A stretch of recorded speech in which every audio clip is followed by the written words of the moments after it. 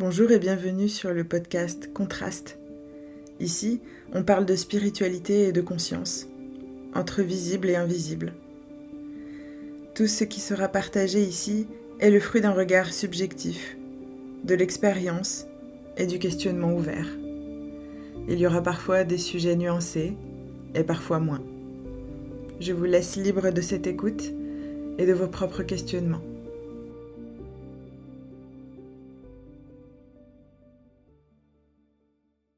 Aujourd'hui, j'ai décidé de vous parler des constellations familiales, systémiques et chamaniques. Tout simplement parce que ça fait partie de ma pratique holistique, ça fait partie des accompagnements que j'ai mis en place et que je conserve à ce jour. Et je trouve que si je devais n'en choisir qu'une seule, alors ce serait celle-ci. Et avant de commencer, j'aimerais te poser une question. Est-ce que tu as déjà eu la sensation de porter quelque chose qui ne t'appartient pas totalement? Et j'entends par là quelque chose qui vient te saisir à chaque fois, au même endroit, et qui ne trouve aucune réponse à l'extérieur. Mis à part un constat de ce qu'il se passe, tu n'arrives pas encore à démêler le nœud, là où ça n'est pas confortable, là où tu sens que tu n'as pas de contrôle. Et surtout, et c'est là l'élément fondateur des constellations familiales, c'est de sentir un profond déséquilibre, et pas que dans la famille, dans l'environnement professionnel, dans les relations amoureuses, et même au quotidien, avec les interactions sociales, et tant d'autres sujets encore. Cette question-là, pour être très honnête, je pense que tout le monde se l'est posée au moins une fois dans sa vie, de sentir comme c'est figé, comme ça n'avance pas, comme ça bloque, comme c'est chiant même. Parce qu'on a beau tout mettre en place, il n'y a rien qui bouge. Alors dans tout mon parcours holistique, chamanique, spirituel, j'ai rencontré un jour les constellations familiales. À la base, je ne savais même pas qu'on parlait de systémie, que ça prenait sa source aussi dans le psychodrame en psychologie. L'idée, là, est de rejouer le théâtre d'une situation et de comprendre les éléments bloquants et surtout de pouvoir mettre en face de la réalité, ou en tout cas de la réalité telle qu'elle est vécue et ressentie par la personne qui souhaite le faire, eh bien c'est d'avoir un espace de dépôt où la réalité telle qu'elle est ressentie, elle puisse avoir une réalité tangible, quelque chose qui dit « je ne suis pas fou, je ne suis pas folle ». Je vis vraiment cela. Mais bien au-delà de cette recherche de sens, de compréhension et même de validation, qu'on se le dise, j'ai décidé à mon tour de pousser la porte d'une constellation familiale. Et j'avoue être un peu dubitative au début. Je me dis, bon, j'arrive dans un groupe où il y a déjà une bonne quinzaine de personnes. C'est impressionnant au début, je ne vous le cache pas.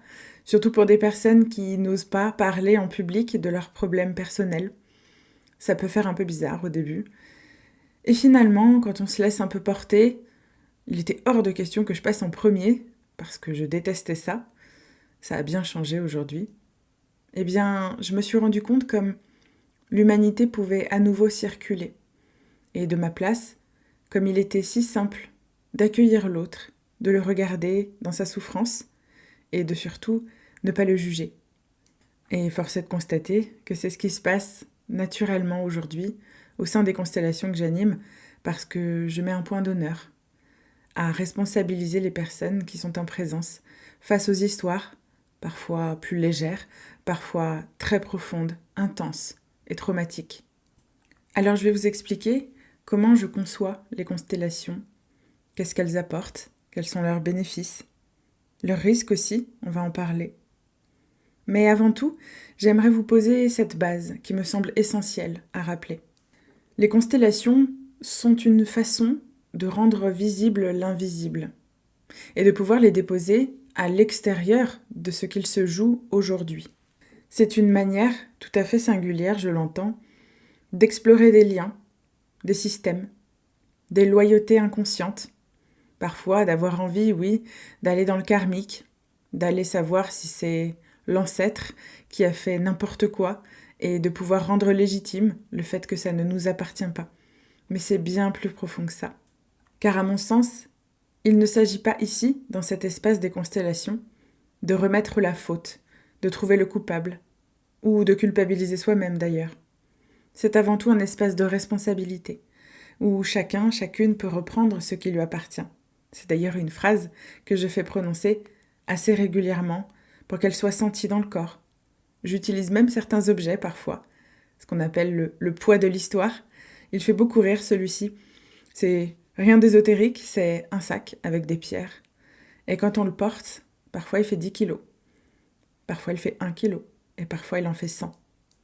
Alors, avant de pouvoir le proposer aux personnes que j'accompagne aujourd'hui, j'en étais même pas là à la base. J'en étais même pas à me dire que j'allais le faire moi-même. Je voulais expérimenter, parce que je suis comme ça. J'ai besoin de sentir pour croire, et non pas de voir pour croire, ce qui est bien différent. Et sorti de cette première expérience, qui fut, je ne vous le cache pas, intense, il y a eu beaucoup de larmes, beaucoup de joie aussi, des retrouvailles, des liens, des endroits où la rencontre n'était plus possible, et là, elle s'est à nouveau proposée, sans injonction à une fin heureuse, quelque chose d'assez posé, tranquille et calme. Et ça m'a amené à une réflexion, parce que bien sûr, je ne pouvais pas juste en rester là, dans le domaine du ressenti. J'avais besoin, à l'époque, et encore toujours parfois aujourd'hui, de comprendre comment ça fonctionne, qu'est-ce qui se passe vraiment, et surtout, quels en sont les bénéfices. Est-ce que ça sert vraiment? Est-ce que c'est utile? Est-ce que c'est pas encore des histoires qu'on se raconte? Alors je me suis documentée, beaucoup, longtemps. J'ai écouté, j'ai observé. Évidemment, à ce moment-là, sortait la série Le chemin de l'Olivier, que beaucoup connaissent aujourd'hui, qui, en soi, est assez représentative, mais très romancée aussi. Je ne spoile pas pour celles et ceux qui ne l'ont pas encore vue, mais cette série a le mérite de mettre en lumière cette pratique. Et pour ça, merci. Elle a le mérite aussi de laisser entendre que parfois, ce que nous portons dans nos corps, dans nos esprits, dans nos cœurs, n'est pas le fruit du hasard. Qu'il y a ce qu'on appelle du transgénérationnel aujourd'hui, ça va être la base des constellations, essentiellement. Et que tout ça, ramené à une histoire, ne peut pas être vu juste par un trou de souris, ou par un trou de serrure, si vous préférez. C'est que nous arrivons sur Terre avec déjà une histoire. Il ne suffit pas juste de respirer ou de devenir cellule. Nous portons, dès le premier instant de notre vie, des mémoires. Des mémoires liées à nos ancêtres, des mémoires liées à notre famille, à notre environnement, notre terre, notre culture. Et tout ça, merci pour cette série, parce qu'elle permet de le mettre en lumière. Alors encore une fois, remettons les choses dans leur contexte. C'est romancé, c'est bien fait, c'est joli, il y a une équipe de tournage, les actrices sont superbes. Et c'est surtout sur fond de guerre quand même dans cette série. Je n'en parle pas plus pour ne pas dévoiler le contenu, mais il y a une histoire qui est quand même étrangère à celle de la France, même si elle s'en rapproche d'un point de vue des événements. Alors une fois les lectures faites, les discussions avec d'autres personnes qui pratiquaient déjà depuis un moment, ça n'est pas tout neuf, et ça ne date pas non plus de l'avènement de la série. Et je vais vous parler très rapidement d'un des pères fondateurs, qui s'appelle Bert Hellinger, qui fut un prêtre, oui, et un psychothérapeute allemand. Il a compris, au fil de ses pratiques, qu'il y avait autre chose qui se jouait lors de ces séances. Et cette méthode qu'il a développée reposait sur l'idée que les familles sont des systèmes interconnectés, où les émotions, les comportements et les traumatismes peuvent se transmettre d'une génération à une autre, du pur transgénérationnel. Et un autre acteur de ces constellations, qui s'appelle Alejandro Jodorowsky, qui lui eut un parcours tout à fait différent, plutôt artiste, plutôt connu comme scénariste de bande dessinée, réalisateur. Il a été aussi acteur, mime, romancier, essayiste et poète.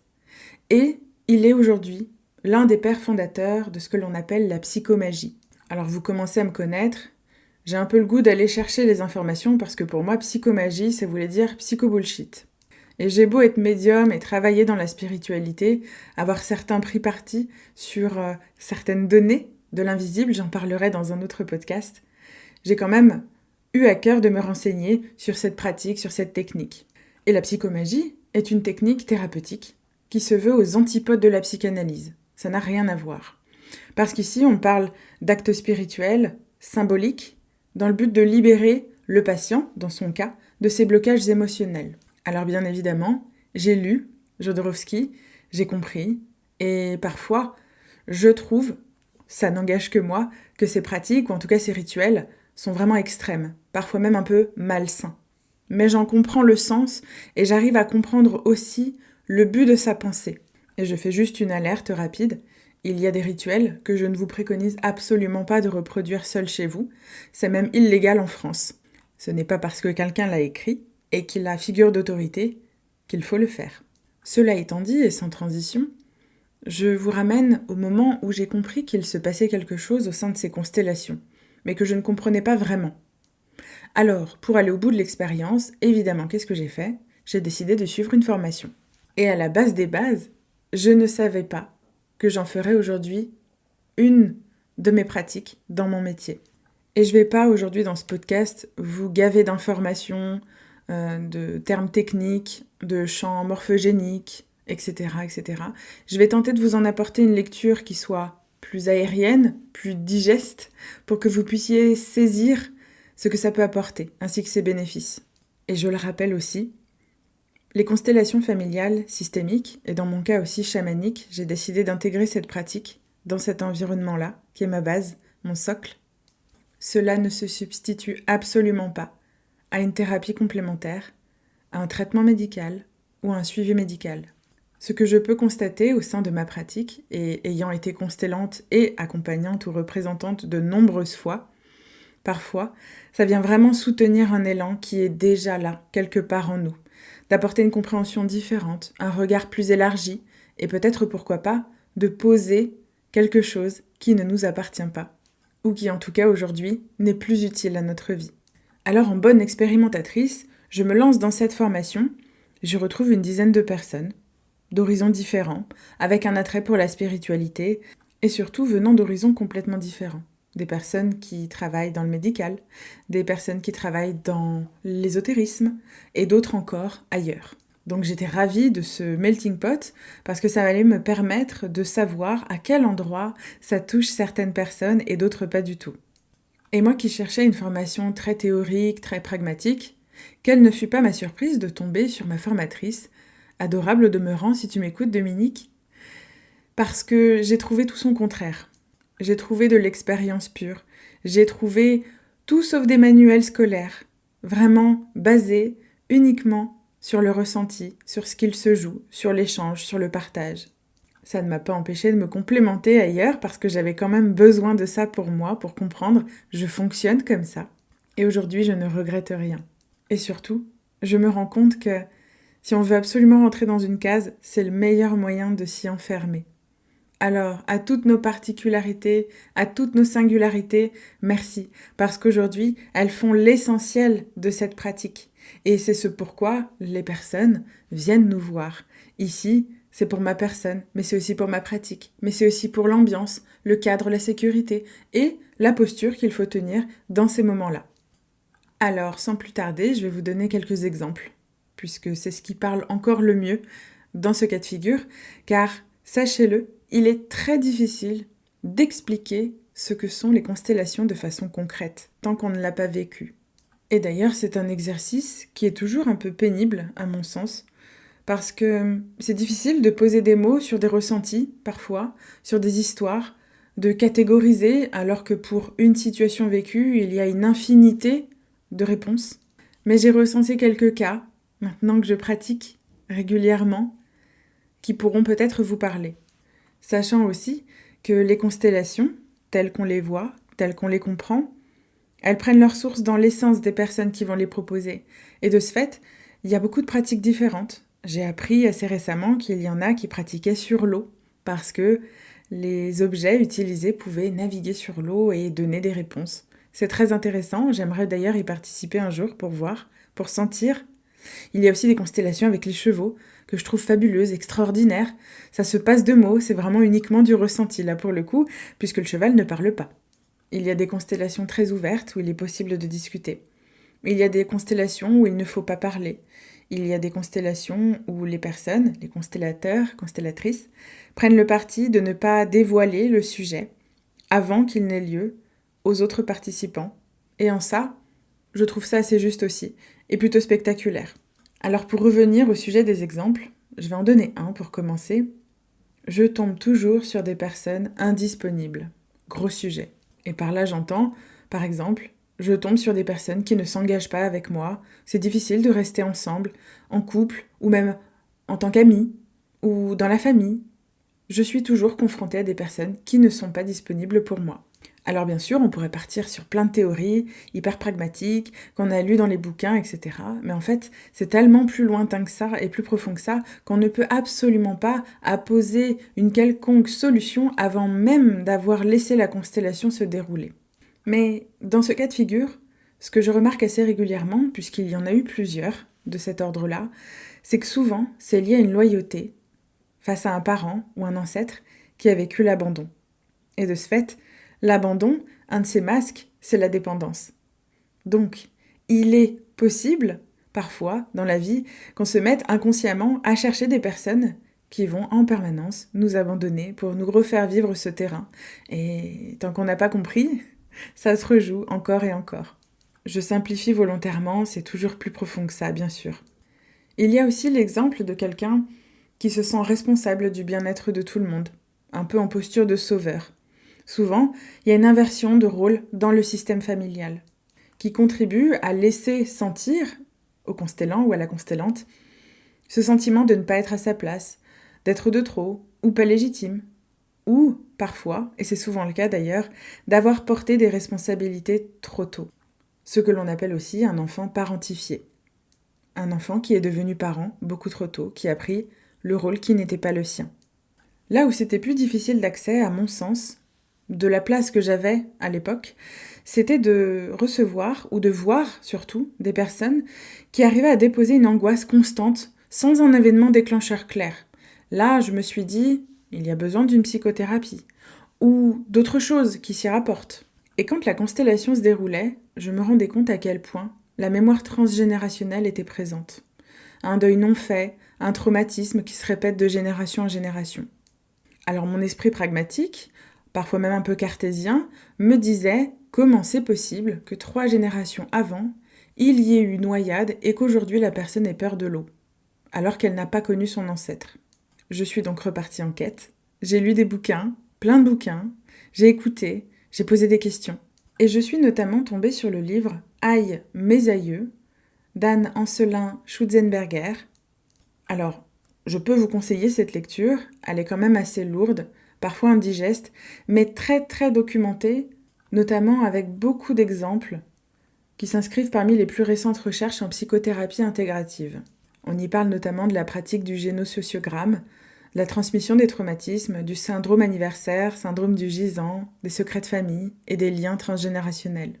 Tout ce qu'il faut retenir, si on n'a pas envie de se coller la lecture de ce pavé, qui est génial au demeurant, c'est de se dire que oui, ça existe vraiment, et qu'il y a beaucoup de cas qui permettent de se recouper entre eux et de comprendre que, en effet, dans le passé, dans nos histoires, chez nos ancêtres, il peut y avoir eu un événement traumatique, quelque chose qui a été tu, un secret, qui aujourd'hui vient à se représenter sous une autre forme parfois, ce qui rend très difficile l'appréciation de l'événement déclencheur, et notamment de sa recherche, puisque parfois on parle de plusieurs générations avant nous-mêmes.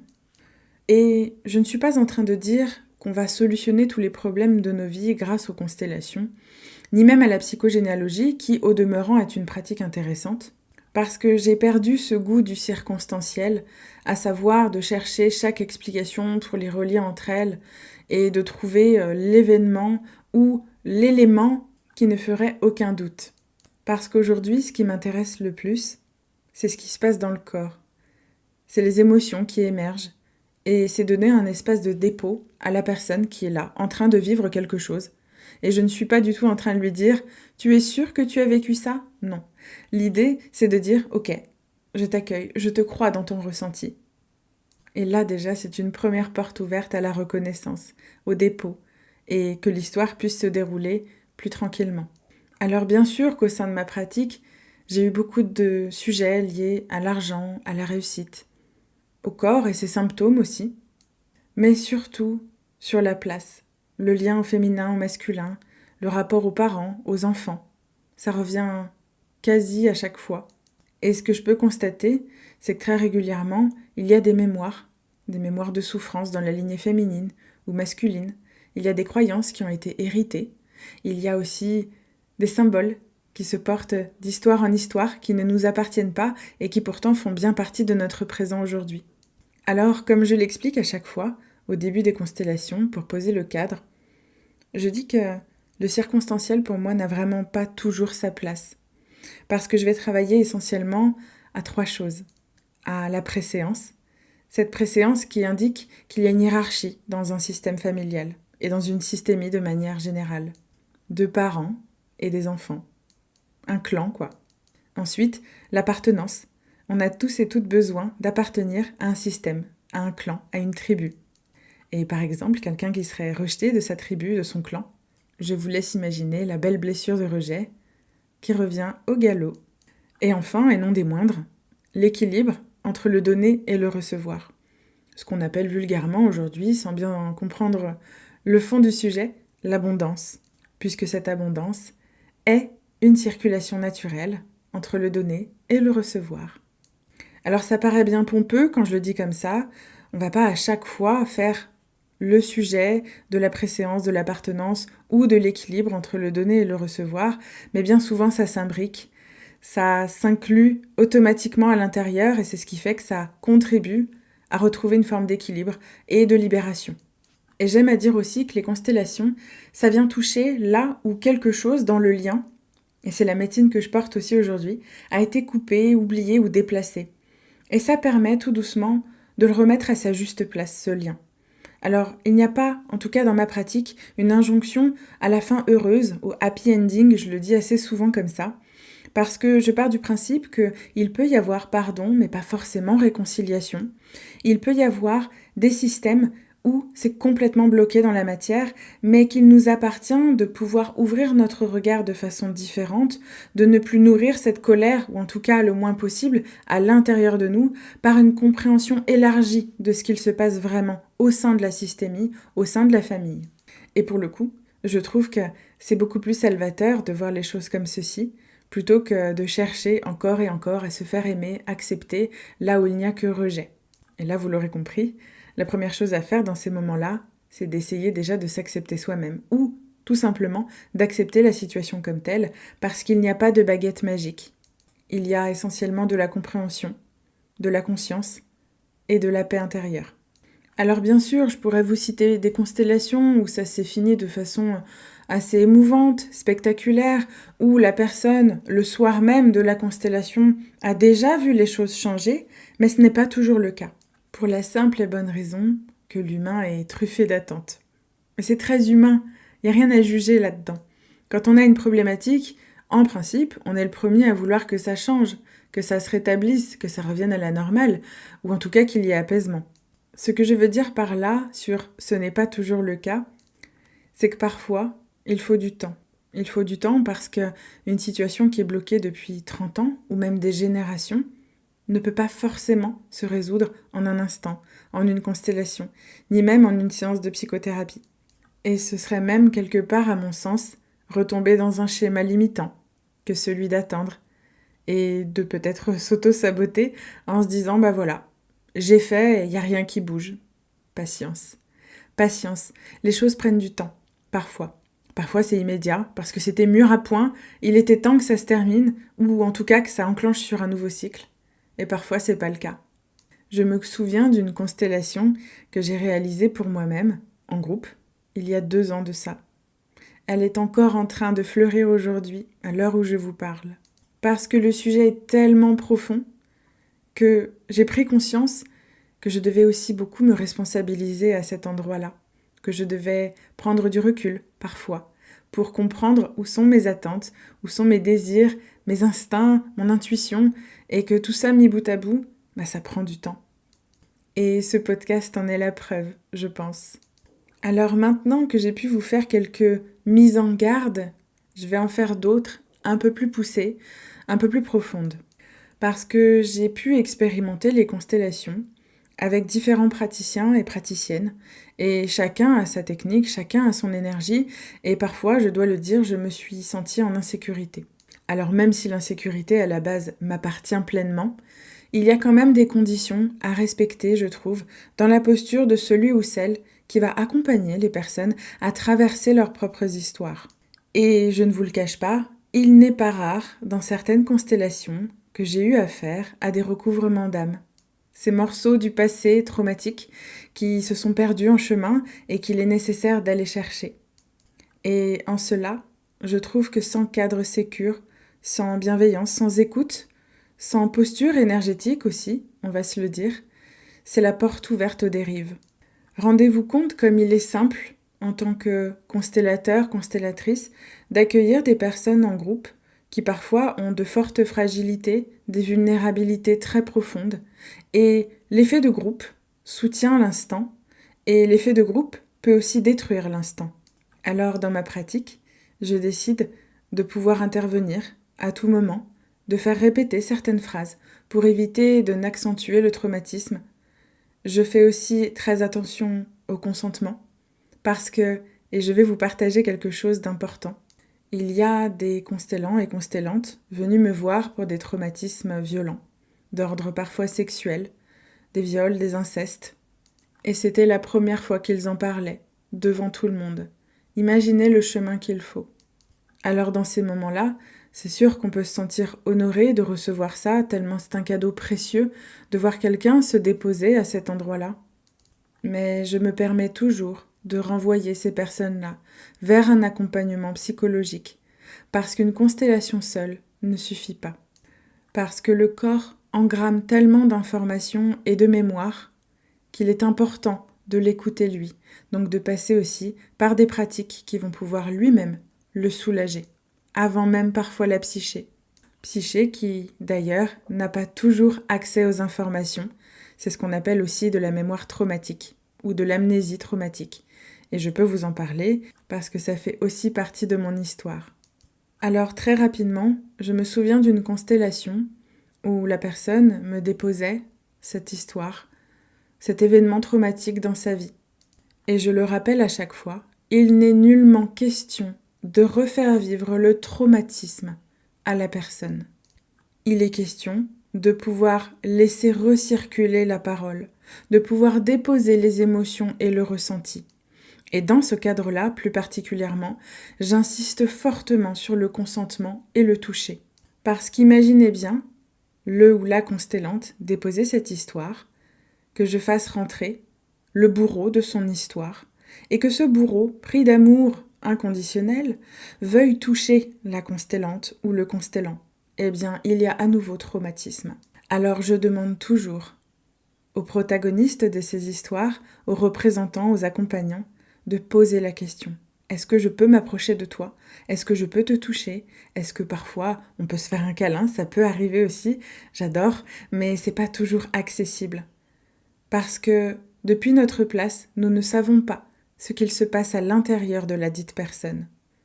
Alors j'insiste, je répète encore et encore, le consentement, le toucher, ça n'est pas obligatoire. Si c'est consenti, c'est oui. Si c'est un non, c'est un non. Tout comme parfois, je demande aux personnes de rester dans le silence pour éviter que le mental s'en mêle et qu'il puisse donner des informations, premièrement qui n'ont pas forcément lieu d'être, deuxièmement qui n'auraient pas forcément de vérité dans l'histoire vécue. Alors parfois, le silence vaut 1000 mots. Et je préfère largement proposer un échange de regards de 2, 3, 4, 5 minutes. 5 minutes, je vous le confie, ça peut être long. Mais quand on assiste à cette scène-là du regard, c'est magique, c'est merveilleux. Il n'y a pas besoin de mots pour dire ce qu'on ressent. Il y a les larmes, il y a les sourires, il y a les envies de se rapprocher ou parfois de s'éloigner aussi. Maintenant que je vous ai dit tout ça, je vais vous donner des exemples très pratico-pratiques pour vous permettre de vous projeter dans ces espaces-là. Et même si je pratique les constellations en groupe, je les pratique aussi individuellement parce que l'espace du groupe n'est pas forcément quelque chose qui est toujours accueillant en tant que tel, de par l'histoire de la personne notamment, et je le respecte. Donc les deux pratiques sont tout à fait possibles. Mais pour vous donner une image, vous arrivez dans un groupe, il y a une dizaine, quinzaine, voire même parfois une vingtaine de personnes, ça peut être impressionnant, parfois on n'est que 6, ça peut se suffire aussi amplement, parfois 3, c'est aussi possible. Le ou la constellante vient déposer une problématique. Et derrière, je demande à ce que là ou le constellant vienne chercher dans l'assemblée des personnes qui vont représenter des énergies. Ça peut être papa, ça peut être maman, un ancêtre, une mémoire, le travail, l'amour, l'abondance, la lumière, l'ombre, la vie, la mort. Une infinité de rôles est possible pour représenter la systémie et ce qui se joue en ce moment.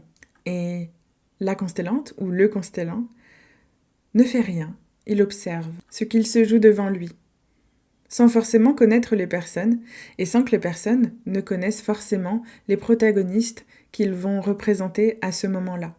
Et la magie, ou en tout cas le spectaculaire parfois, c'est de se rendre compte que la personne qui a été désignée pour représenter le père, la mère par exemple, pour les cas les plus courants, eh bien vont voir certains traits familiers, certaines postures, certaines mimiques, tics de langage aussi, ça peut arriver assez régulièrement. Et le fait est que les protagonistes, les représentants désignés comme tels, vont bouger dans l'espace. Certains vont se mettre devant, d'autres derrière, d'autres sont en boule dans un coin, d'autres carrément allongés au sol, d'autres ressentent de la joie, de la tristesse, de la colère, de la peur aussi. Et c'est là où tout se joue. C'est là où, devant nos yeux, il y a les nœuds, les intrications, on les appelle comme ça.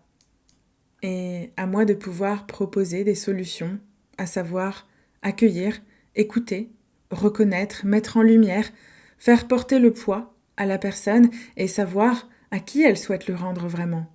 Je ne vous cache pas que bien souvent, c'est d'une justesse imparable. Mais le plus important, c'est de pouvoir se permettre, dans ces espaces-là, qui ne sont pas toujours accessibles dans la vie du quotidien, de pouvoir dire les choses, depuis le je, depuis moi-même. De pouvoir prononcer, par exemple, « je me suis sentie abandonnée » et de sentir en face la personne qui reçoit simplement, sans parler, juste dans l'écoute et l'accueil. Je pense que vous n'imaginez pas, ou peut-être que si, comme c'est réparateur de pouvoir délivrer son cœur dans ces espaces. Et bien entendu, parce que je sais qu'il y a des personnes qui participent régulièrement aux constellations que je propose, il y a des cas plus extrêmes encore. Extrêmes dans l'intensité de ce qu'il se vit. Certains pourraient qualifier ça d'entité, de parasite. Ça a aussi sa place. Et j'ai décidé de ne pas le voir comme quelque chose de profondément ésotérique, mais comme la résurgence de quelque chose de noir, de sombre à l'intérieur d'un être humain ou d'une systémie. Parce que même si dans mon métier de médium, j'ai régulièrement affaire à des entités dites basses, eh bien je me rends compte comme ce que l'on appelle démon, ce que l'on appelle aussi parasite, est parfois juste le lit de l'histoire du passé, le lit de non-dit, le lit de secrets, qui aujourd'hui s'enveniment, s'accentuent, et parfois peuvent avoir comme conséquence de penser qu'il y a un mauvais œil, un envoûtement, etc. Rassurez-vous, ce n'est pas tout le temps le cas. J'en ai vu des plus corsés, et là, une constellation n'est pas suffisante. Mais j'en parlerai peut-être une autre fois, si le sujet vous intéresse. Et pour être très honnête avec vous, à l'évocation de cette possibilité que j'ai vue dans mes propres constellations, eh bien, ça me rappelle à cette guéguerre qu'il y a entre praticiens, constellateurs, constellatrices, où il n'est absolument pas question de faire intervenir une quelconque médiumnité, où ça doit rester uniquement systémique, uniquement familial, uniquement psychothérapeutique. Eh bien, sachez que depuis ma place, même si je suis médium, je tente régulièrement de ne pas intervenir en tant que tel au sein des constellations, sauf pour faire pratiquer certains actes de libération rituels, type porter le fameux sac avec des pierres ou mettre de la lumière avec une bougie.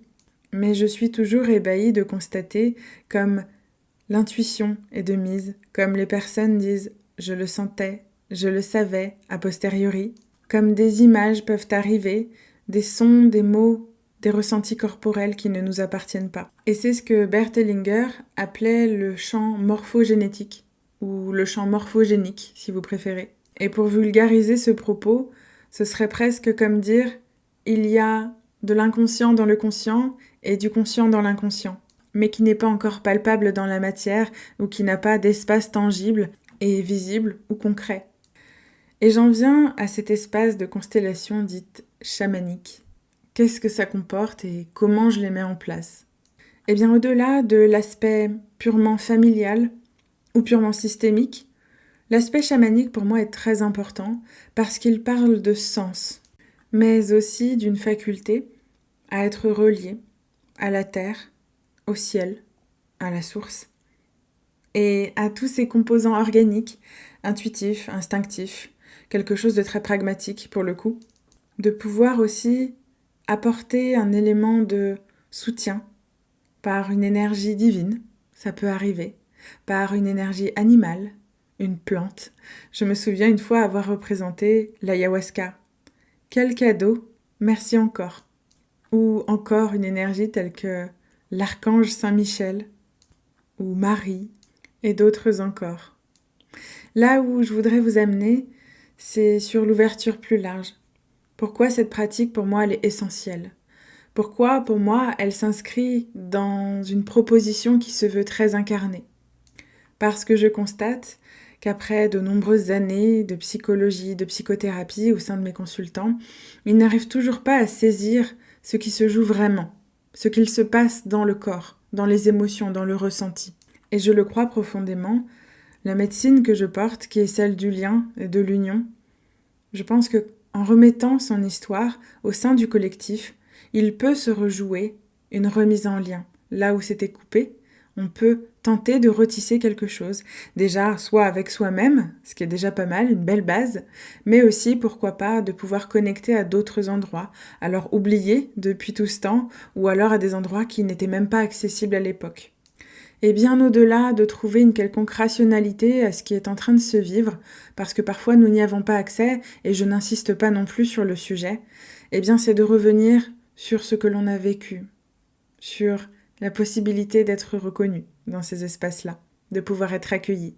Je sais, je me répète beaucoup, mais c'est l'essentiel de ma pratique. Et j'ai la profonde et sincère conviction aujourd'hui que c'est par la mise en lien, la remise en circulation de toutes ces énergies, pour peu qu'on y croit, qui permettra de pouvoir apaiser certaines histoires et, pourquoi pas, je le souhaite aussi, d'avoir l'élan de continuer à vivre des histoires, à vivre des expériences. Parce que ce que je remarque aujourd'hui, lors de témoignages post-constellation, ça va être 4 ou 5 principaux arguments, les bénéfices. L'apaisement émotionnel, la clarté dans les relations, des décisions beaucoup plus alignées et du sens retrouvé, et pas forcément toujours là où on l'attendait. Et surtout, ce que j'ai compris, c'est que l'apaisement ne passe pas vraiment toujours par le mental. Et parce que lorsque l'on vient poser un schéma répétitif que l'on considère être limitant, eh bien les constellations ont le mérite de pouvoir mettre en scène, mettre en théâtre et en représentation l'histoire qui se répète, et je trouve que cela permet une forme de mise à distance, un détachement de ce qu'il se passe vraiment. Et l'effet bénéfique de tout ça, c'est d'arriver à se défocaliser d'un endroit pour pouvoir se focaliser ailleurs, là où c'est bénéfique pour nous-mêmes. Et ça, malgré l'intervention des constellations là-dedans, eh bien, il en va aussi de la responsabilité collective et individuelle. Il y a beaucoup de personnes qui pensent qu'avec des pratiques uniquement extérieures, la vie va pouvoir se dérouler sous de meilleurs auspices, ça va être merveilleux. Sauf que si on ne décide pas de se regarder de temps en temps et de se rendre compte des histoires en cours, de celles que nous nourrissons au quotidien, eh bien ça ne peut pas avancer. Et cela vaut également pour les personnes ayant vécu des traumatismes. Je ne dis pas que c'est facile, je ne dis pas que c'est fluide ni simple et que la guérison va être fulgurante. Je dis juste que, parfois, entendre qu'il y a quelque chose qui pilote en sous-marin, un traumatisme qui remonte, quelque chose qui n'est pas encore accessible, mais qui peut tout à fait l'être par une forme d'acceptation, de passer par le corps, d'entendre ses murmures, de savoir ce qu'il a à nous dire dans cette situation donnée, c'est parfois beaucoup plus salvateur que de passer des années en thérapie, oui, j'ose le dire, ou en psychanalyse, et que ça n'avance pas. Alors, et pour terminer cet épisode, je vais vous parler de ce qui peut se passer aussi dans les backstage des constellations, ou en tout cas des personnes qui le pratiquent. C'est que vous n'êtes pas sans savoir qu'il y a énormément de personnes qui souhaitent se former aux constellations, tant la pratique a été salvatrice pour elle, pour lui, et ça s'entend complètement. La seule chose qui me questionne, c'est que autant c'est une pratique qui, certes, bien amenée, peut faire de véritables belles avancées dans la vie des gens. Mais autant quelqu'un qui propose ces espaces-là et qui n'aurait pas à minima commencé à entamer une forme d'introspection sur sa propre vie, de pacifier un minimum son histoire, et par là, ne croyez pas que je veux dire qu'il faut être en rémission totale de toutes ces blessures du passé, complètement nu et dépouillé de toute son histoire, ça n'est pas du tout le cas. C'est d'avoir cette conscience que lorsque l'on accompagne autrui à traverser sa propre histoire, son chemin, à déposer des choses parfois douloureuses et souffrantes, eh bien, la posture qu'il est possible de prendre, c'est de faire du transfert. Et ça existe dans l'univers de la psychologie. Et de ce fait, c'est de ne pas arriver à avoir le détachement nécessaire pour ne pas forcer. Et surtout, pour ne pas implémenter d'idées qui seraient pour le coup délétères à la personne qui le reçoit. Notre posture doit être neutre absolument à beaucoup d'endroits. À d'autres endroits, elle doit être très carrée, très cadrée, j'ose dire, structurée pour permettre l'accueil, le dépôt et aussi la sécurité de ces espaces-là. Et je vous en parle parce qu'il y a encore quelques jours, j'ai vu passer sur Internet, notamment sur Instagram, il me semble, une proposition de formation de constellation familiale systémique pour 59 € par un PDF que vous recevez sur votre boîte mail. Alors je ne suis pas là pour dire non plus qu'il faille vous coller une formation de 4 ans d'affilée pour pouvoir aisément pratiquer les constellations. Je suis surtout là pour vous alerter sur ces pratiques. Parce que premièrement, les constellations, si j'ai bien appris quelque chose, c'est que c'est beaucoup d'expérience, beaucoup de pratique pour soi. Et par expérience, je ne parle pas forcément de nombre d'années, mais je parle d'expérimentation. Pour déjà, et c'est mon postulat, c'est mon prisme de vue, de pouvoir expérimenter pour soi, pour savoir ce que ça fait déjà d'être à cette place-là, de ressentir parfois cet inconfort, mais aussi cette libération. Et même si j'aurais envie de tomber dans la facilité en vous disant « Attention, c'est dangereux, on ne fait pas ça, on ne prend pas ce PDF à 59 € qui nous vend une pratique exclusive avec juste de la théorie », peu m'importe finalement. Parce que j'ai cette croyance du karma et du vipaka, où nos actes ont des conséquences. Et même si je ne le souhaite pas pour ces personnes-là qui se lanceraient peut-être un peu prématurément dans cette pratique, qui demande de l'engagement, de la responsabilité, du recul parfois aussi, ça n'empêche pas d'être touché par les histoires, parce que nous sommes humains et humaines, mais c'est de prendre conscience de notre place, notre juste place. Un vrai sujet de constellation d'ailleurs. Cela demande notamment d'être déclaré, et oui, ce n'est pas le cas de tout le monde, d'être assuré aussi, parce qu'il peut y avoir des conséquences, et surtout d'avoir cette présence d'esprit, qu'un glissement de tâche est facile et pernicieux. Et d'ailleurs, je m'adresse à n'importe quelle pratique dite holistique, chacun son expertise et chacun sa place. Si quelqu'un dénote un besoin d'être écouté par un médecin, renvoyez-le vers lui. Il y a à mon sens déjà beaucoup trop de dérives dans le secteur qui nuisent à l'image et aux pratiques que certains praticiens et praticiennes pratiquent avec. Beaucoup de respect, beaucoup d'authenticité et d'engagement. Déjà que nous ne sommes pas vraiment en odeur de sainteté par rapport aux autorités compétentes, si on pouvait en plus s'éviter de se tirer une balle dans le pied, ce serait pas mal. Cela étant dit, l'épisode touche à sa fin.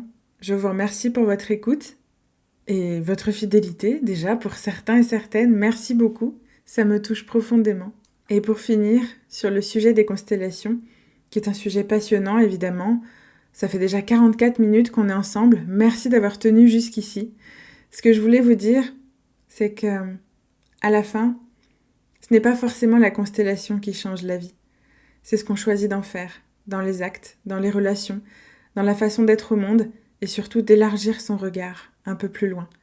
De tenter de ne pas culpabiliser l'autre ou de se croire en faute, mais bien de rendre à l'autre ce qui lui appartient dans sa responsabilité. C'est là l'essentiel des constellations. Et je vous souhaite évidemment, si vous souhaitez participer à un groupe de constellations ou de le faire en individuel, de vivre cet instant comme un cadeau que vous vous offrez. Parce que même si je sais ô combien il est génial de s'offrir une nouvelle paire de pompes, eh bien il est aussi génial de s'offrir un nouveau regard sur la vie. Je vous dis à tout bientôt pour le prochain épisode. Portez-vous bien, prenez soin de vous et faites ce qui est bon pour vous.